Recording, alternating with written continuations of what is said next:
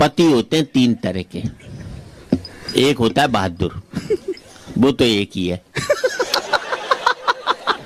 एक होता है गुलाम पति, वो सदा लुगाई के पीछे चलता है, लुगाई आगे चलेगी वो पीछे पीछे चलता है।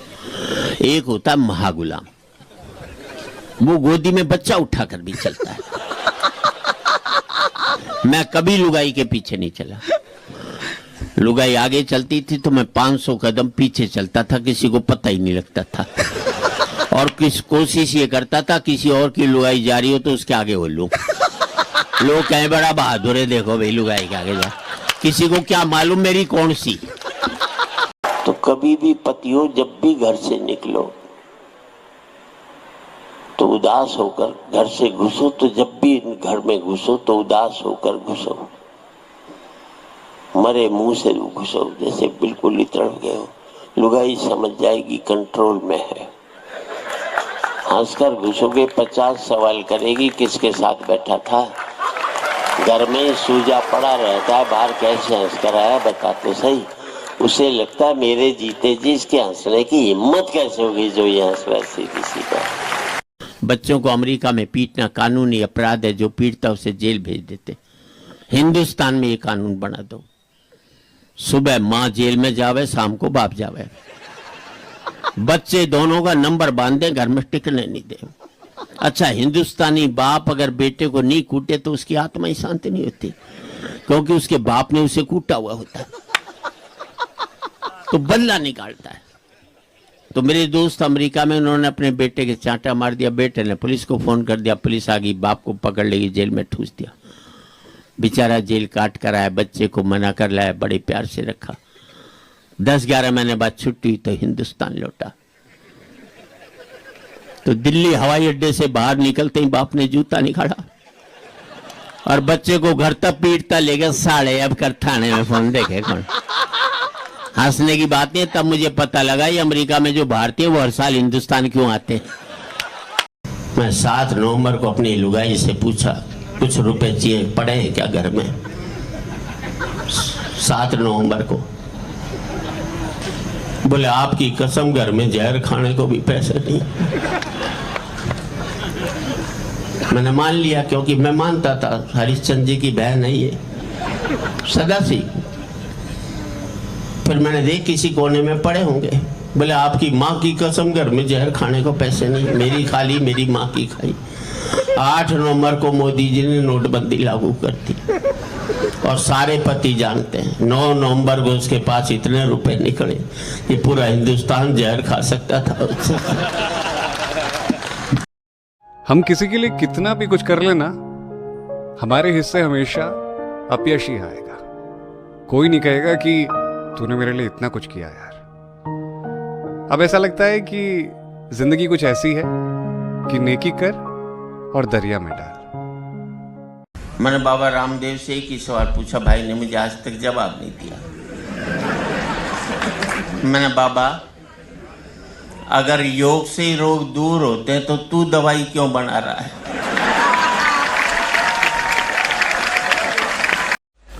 जितने भी युद्ध हुए हमारे यहाँ बड़े, सब महिलाओं की वजह से हुए, मरे आदमी।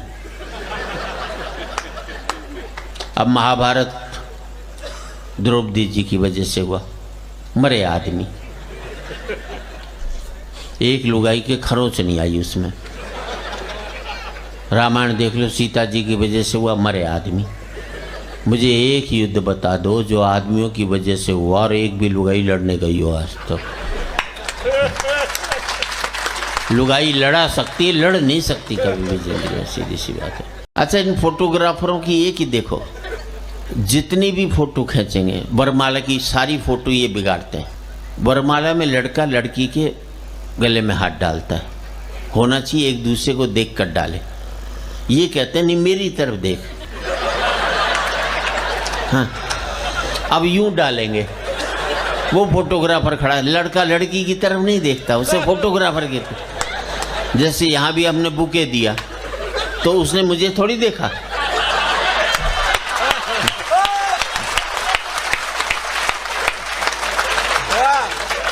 उसने भी फोटोग्राफर को देखा, मैंने भी देखा ना। मैंने ये देखा कि कौन दे रहा है, अच्छा, एक ने तो इस चक्कर में सासू गई डाल दी। लड़की तो कुछ नहीं बोली, ससुर बड़ा खुश हुआ कि आज तो सस्ते में ही सलट गई है अपने से, जैसी बात ये। और यहाँ पर भी देख लो ना आप, इतनी महिलाएं हैं, एक की साड़ी दूसरे से मैच नहीं करेगी, एक का सूट दूसरे से मैच नहीं करेगा, और पति साड़ा तीसरा डिजाइन नहीं हमारे पास में। वो काला पहन ले, सफ़ेद पहन ले, और कुछ है ही नहीं हमारे पास बचा। और ताली तो इस बात पर चीज, जबकि हकीकत ये कमाई हमारी, तब हमारी ये हालत है पतियों की। इन लुगाइयों की कमाई हो रही होती, हम पति लोग तो कच्चे बनियान में ही घूम रहे होते, इससे ज्यादा नहीं मिलता होगा। अच्छा, मैं दिल्ली के Shri Ram college of commerce में पढ़ा, बेस्ट कॉलेज कॉमर्स का। सेकंड ईयर में मैं फेल हो गया। गडकरी जी, मैंने अपने बाप को 6 महीने तक पता नहीं लगने दिया कि मैं फेल हो गया। इसे कहते हैं मैनेजमेंट। ये एमबीए वाले क्या खा करके करेंगे जो मैंने किया था। और 6 महीने बाद मेरे दोस्त ने बापू से शिकायत की कि सुरेंद्र शर्मा फेल हो गया। बापू ने कहा फेल हो गया तो क्या हो गया, इम्तिहान कोई कुंभ का मेला है जो 12 साल में आएगा, अगले साल दे लेगा, क्या पता नहीं। हम अपने एक यमदूत एक आदमी को ऊपर ले जा रहे, उसने देखा बीच में लड़कियां डांस कर रही हैं, विस्की पी जा रही, वानी उतारा और ऊपर ले गए। ऋषि मुनि बैठे, हवन पूजन चल रहा, उसे वहीं उतार दिया। उसने पूछा यमदूत से क्या, बोले साहब ये स्वर्ग है, तुम्हें यहीं रहना है। वो बोले यार ये काम तो मैं धरती पर ही करी आया, जो बीच में था वो क्या था। बोले वो तो नरक था। बोले मुझे वहीं उतारो। उसे वहीं उतार दिया। उसने 2-4 घूंट विस्की के पिए, लड़की के साथ डांस किया, फिर एक दरवाजा खोलकर अंदर घुसा तो 4 राक्षसों ने पकड़कर उसे जंगल उसमें जलती कढ़ाई में डालने की कोशिश की। उसने राक्षस से कहा ये क्या है। बोले जी साहब ये नरक है, यहाँ यही होता है। बोले बाहर क्या था। बोले वो हमारा पब्लिसिटी डिपार्टमेंट था। तुलसीदास जी की एक चौपाई ने महिलाओं को दुखी किया, उसका जवाब दिया मैंने। हमने अपनी पत्नी से कहा, तुलसीदास जी ने कहा है, ढोल गंवार शूद्र पशु नारी ये सब ताड़न के अधिकारी, इसका अर्थ समझती हो या समझाएं। अच्छा। पत्नी बोली इसके अर्थ तो बिल्कुल ही साफ हैं, इसमें एक जगह मैं हूँ, 4 जगह आप हैं।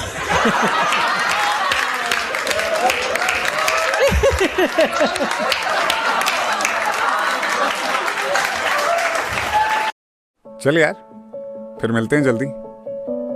जब ये बात हम अपने दोस्तों से कहते हैं ना, तो मनी मन हम भी जानते हैं कि अब दोबारा मिलना तो है नहीं, पर यार एक उम्मीद देने में अच्छा लगता है, क्योंकि दोस्ती तो कॉलेज के गेट के उस पार ही रह गई। अब तो बस फोन में कुछ नंबर हैं जो उन दिनों की और उन यादों की याद दिलाते हैं। यार बिछड़ जाने के बाद ये दोस्त बहुत याद आते हैं। किसी इंसान को पाने के लिए उसके सामने आंसू बहाना सही नहीं है। मोहब्बत कोई बच्चों का खिलौना थोड़ी है जिसे रो रो करके हासिल किया जा सकता है। जिस इंसान को तुम्हारी जिंदगी से जाना था वो कब का जा चुका है। अब अपनी इज्जत की धज्जियां उड़ा के उसे बार बार बुलाने का कोई फायदा नहीं है। कुछ लोगों का एहसान हम कभी नहीं चुका पाते। ये हमारी जिंदगी के वो खास लोग हैं जो बिना मतलब हमारा साथ दिया करते हैं। ऐसे लोगों का जिक्र आते ही हमारे चेहरे पे मुस्कुराहट आ जाती है और दिल दुआएं देने लगता है। शायद यही वो लोग हैं जिनकी वजह से इंसानियत जिंदा है और लोगों का लोगों पर भरोसा भी। मैंने बहुत से लोगों को देखा है, जब उनके खास लोग उनसे दूर हो जाते हैं तो वो उस रिश्ते को बचाने के लिए उन्हें बार बार मैसेज करते हैं, कई बार इमोशनल मैसेज करते हैं और उन्हें लगता है कि उनके अपने इससे वापस आ जाएंगे। सुनो, कोई जब छोड़ कर गया है तुम्हें किसी वक्त पे, तो वो इसीलिए छोड़ करके गया है क्योंकि उसे तुम्हारी जिंदगी से अब कोई मतलब नहीं। तो अपने आंसुओं की फजीहत कराने से अच्छा है कि अपने आंसुओं को बचा कर रखो और कहीं और इस्तेमाल करो। आज ना दिल से दुआ देने का मन है तुम्हें, तो हमेशा खुश रहो, कोई परेशानी तुम्हें छू ना पाए, तकलीफ तुम्हारी जिंदगी में ना आए और ये जो होंठ है ना तुम्हारे, ये होंठ हमेशा मुस्कुराते रहे। बस यही दुआ है, और वो भी दिल से। अच्छा छोड़ो ना ये ट्रेंडिंग वायरल वाला खेल। तुम कहो ना मुझसे कि मैं तुम्हें खत लिखा करूं, तुम्हारे साथ बैठ कर के किसी शाम चाय पिया करूं और ढलती हुई शाम को देखा करूं, तुम्हारे साथ बाजार से खरीदारी कर लूं और कभी मजाक मजाक में तुम्हारे साथ लड़ाइयां करूं। तुम कहो ना मुझसे कि मैं तुमसे बातें करूं, पर क्यों कहोगे तुम? तुम्हें तो फोन चलाने से ही फुर्सत नहीं होती है। होते हैं कुछ दिन जब आप उड़ना तो आसमानों में चाहते हो, लेकिन आपकी उड़ान आसमानों की सरहदों तक भी नहीं पहुंच पाती। तो ऐसे में रुको जरा वक्त तक और देखो कि कहां रह गई हैं गलतियां और कहां रह गई हैं तुम्हारी कमियां। इसके बाद पूरी तैयारी के साथ जो तुम उड़ान भरोगे ना, वो तुम्हारे हिस्से में तुम्हारा आसमान। हम ऐसे ही हैं यार, हमेशा मुस्कुराते रहते हैं, जिससे मिलते हैं उससे खुश होकर मिलते हैं। सबको लगता है हमारी जिंदगी तो बड़ी मजेदार चल रही है, पर असल में जो हम महसूस करते हैं वो या तो हम जानते हैं या हमारा मन।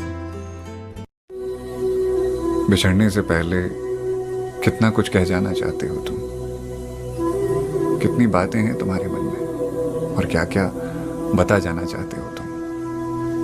मैं जानता हूं ये दस्तूर है दुनिया का कि एक वक्त के बाद सफर के मुसाफिर बिछड़ जाते हैं एक दूसरे से, पर ये दिल इस बात पर कभी राजी नहीं होगा कि जिंदगी के सफर में आगे तुम्हारा साथ ही नहीं होगा। बहुत सारे नए बच्चे हैं, आजकल बड़ी चर्चाएं चलती हैं इश्क की। बहुत सारी कविताएं हमने इश्क की आप पर सुनी है, तब से कि कोई कल कह रहा था इलाहाबाद रहते हो, वहां से लेकर अब तक इश्क चल रहा है। क्या होता है इश्क? प्रेम मनुष्य को उसका बेटर वर्जन बनाता है। कोई क्रीम नहीं बना सकती, कोई ब्रांड नहीं बना सकता। आप जैसे हैं, आप प्रेम कर लीजिए, आप बेटर वर्जन हो जाएंगे। अपने को परे रखकर दूसरे को आगे रखने की कला ये प्रेम सिखाता है। व्यक्ति से समष्टि जिसे अध्यात्म कहता है, ये प्रेम सिखाता है। जिस दिन ये पागलपन हो जाता है कि हम रेगिस्तान में दूध की नहर खोद लेंगे, लेकिन ये ठीक रहनी चाहिए, पहाड़ तोड़ देंगे, पहाड़ तोड़ देंगे, इसके बीच से रास्ता बना देंगे एक हथौड़ा लेके, लेकिन कष्ट नहीं होना चाहिए।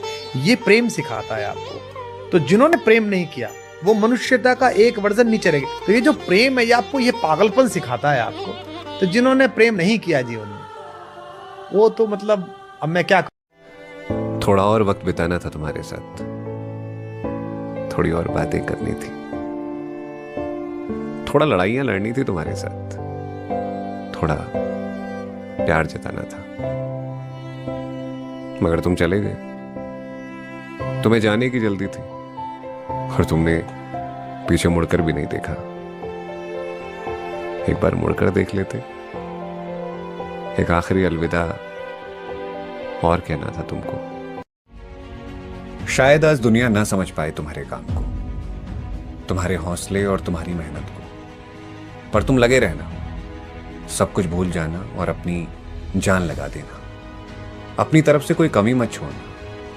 यकीन रखना, एक दिन वक्त बदलेगा, लोग समझेंगे और सब कुछ तुम्हारे हिसाब से होने लगेगा।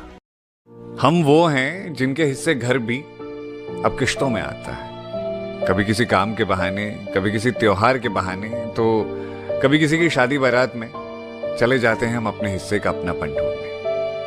वैसे भी जो रोटियों की तलाश में दौड़ते हैं उनके नसीब में घर कहाँ होता है। वो एक फूफा जी तो मेरी झोल के बाहर बैठे हुए थे, नाराज होकर के पूछा यहां कैसे बैठो? बोले मेहमानों की संख्या गिन रहा हूं, जैसे ही 50 से ज्यादा हो जाएंगे सीआई साहब को फोन कर दूंगा, न खाऊंगा। हाँ, ये तो आप ही थे फूफा जी वहां पे। देखो, महात्मा गांधी ने कहा था स्वदेशी अपनाओ, स्वदेशी अपनाओ। हमारे यहां तो एक नेताजी पत्नी विदेशी लिया है। अब परिणाम आपके सामने, ऐसी मशीन बनाऊंगा, इधर से बेरोजगार घुसेगा, उधर से रिटायरमेंट होकर निकलेगा। तो एक साहब ने जीते जी अपनी दोनों आंखें दान में दे दी। साहब दोनों आंखें दान में दे दी, अब तो बहुत तकलीफ होती होगी। बोला तकलीफ तो उसको होगी जिसकी वो आंखें लगाई जाएगी, क्योंकि रोजाना एक बोतल पिए बिना तो खुलती ही नहीं है।